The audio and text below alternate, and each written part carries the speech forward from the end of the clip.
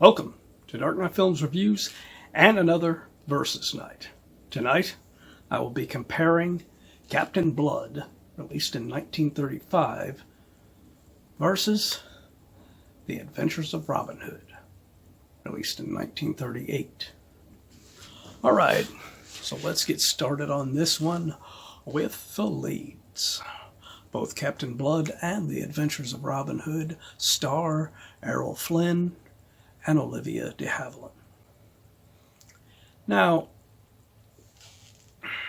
these two played in Captain Blood in 1935, and it was their first pairing together.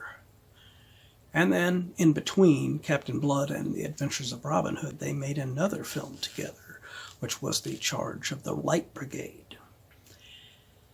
And as a couple in films, they were one of the most popular and the most charismatic.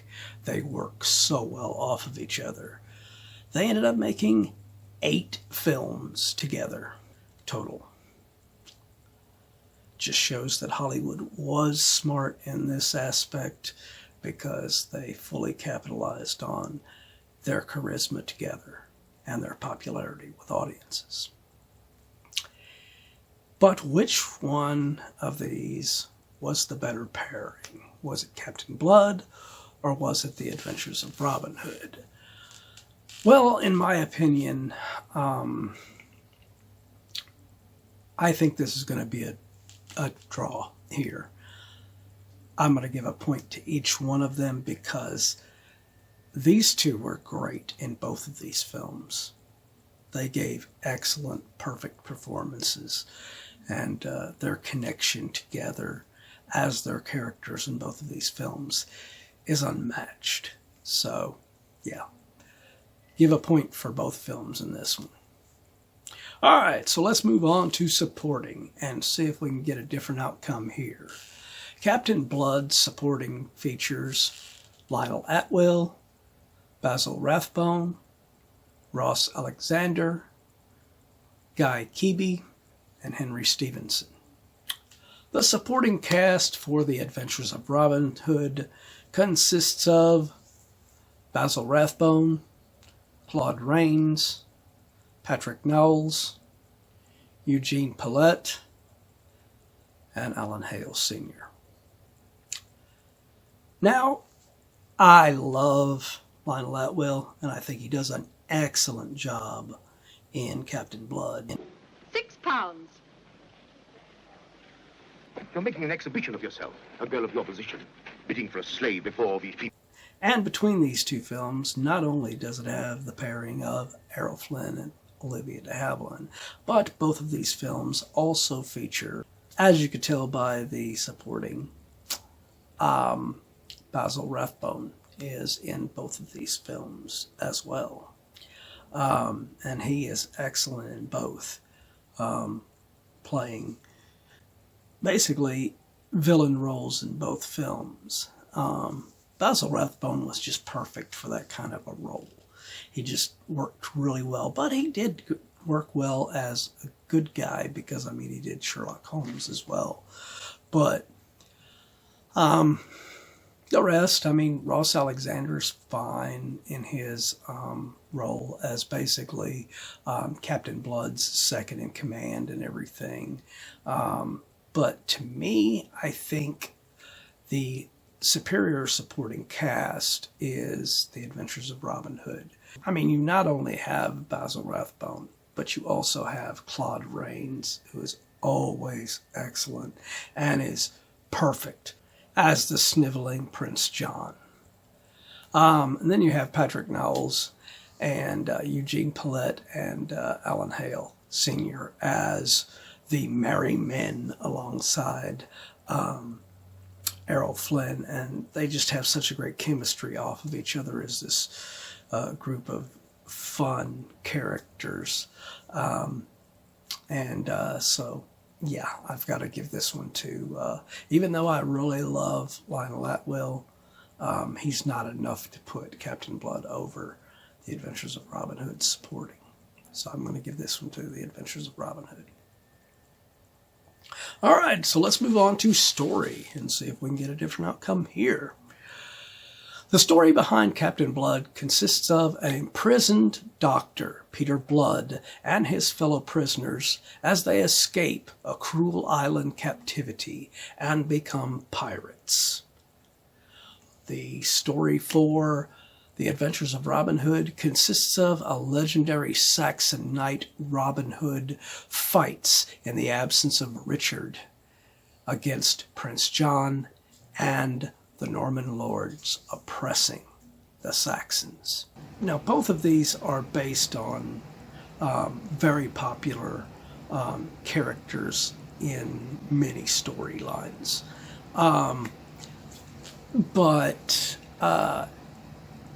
as much as I really like the background story for Peter Blood becoming Captain Blood, I think the story of Robin Hood and the way that Errol Flynn plays him in this, alongside, like I said, his cast of the Merry Men and the badass villains of, Basil Rathbone and Claude Rains. The story for this one just works so well with all of those components working for it. So I'm going to give this one to The Adventures of Robin Hood as well.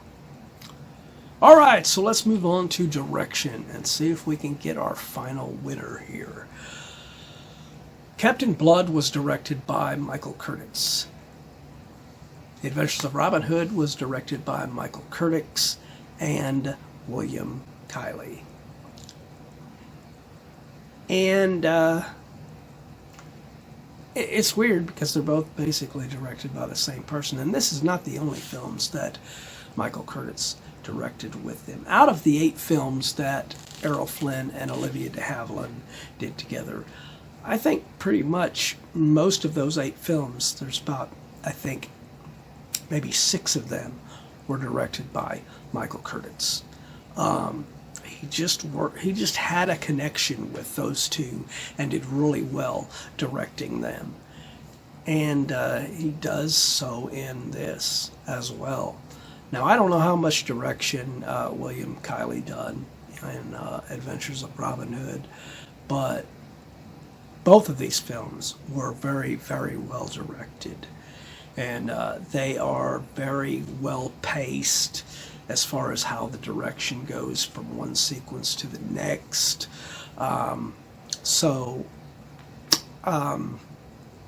Jesus. I'm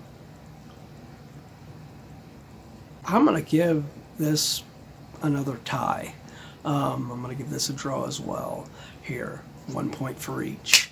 But that gives us our final winner on this versus Night, The Adventures of Robin Hood, with a score of 2-4.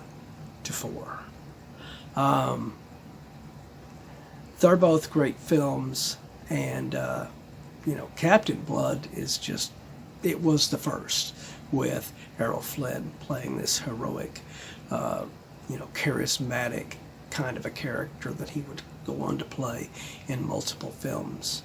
It's a shame that he let his personal demons destroy a very great career that he had. I love Errol Flynn as an actor, though, and cherish every film that we have of his, especially the ones with him and the lovely Olivia de Havilland. But what do you think of this versus Night? Do you agree with my assessment on this one? Do you disagree? Let me know in those comments down below. And as usual, if you enjoyed this video, do not forget to like, share, and subscribe. And don't forget to click that bell icon so you can be notified about future videos just like this one. And while you're by the subscribe button, click that join button and become a Dark Knight fan. As a Dark Knight Fan Plus member, you have access to an area on the channel right now where you can request a movie, TV series, or ranking video of your choosing. And when that video goes up, it will go up for all Plus members to view prior to it coming to the channel on the regular schedule for other subscribers. So if you want to get interactive and help us to get other movies on the channel that you want to see us do, become a Plus member. Well, that's the end of another Versus Night. If you missed last week's Versus Night, check out the link up in here.